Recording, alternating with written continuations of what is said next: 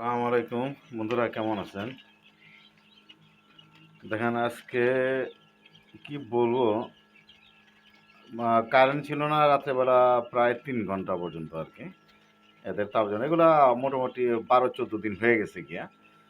এগুলা এত তাপের প্রয়োজন ছিল না, তারপরে আমি তাপের মধ্যে লাগাই রাখছি আর কি। কিছু আছে ছোট সাইজ, তো এই কারণে এই আমার ওই কোয়েল পাখির বাচ্চাগুলা দেখেন, এগুলা করছে কি, একটার উপরে একটা উঠা, যখন কারেন্ট ছিল না তখন এই আমার মুরগির বাচ্চা আছে না 5 পিস, এই মুরগির বাচ্চা একটা মেরে ফেলছে। কোয়েল পাখির বাচ্চা মারছে আমার, এই যে দেখেন, এই কোয়েল পাখির বাচ্চা মারছে। তারপরে আপনার 14টার মতো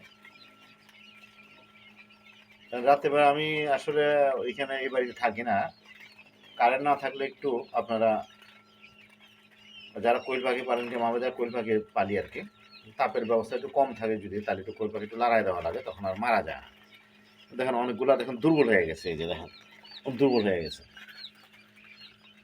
অনেকগুলো, দেখেন এই যে দুর্বল হয়ে গেছে, এই যে দুর্বল হয়ে গেছে কি, আর চাপে পড়ে আইসা দেখি এই দুইটা কোন রকম একটু জীবিত আছে, আর বাকি সবগুলা একটা বই একটা বইটা একদম অবস্থা খারাপ বানায় ফেলাইছে।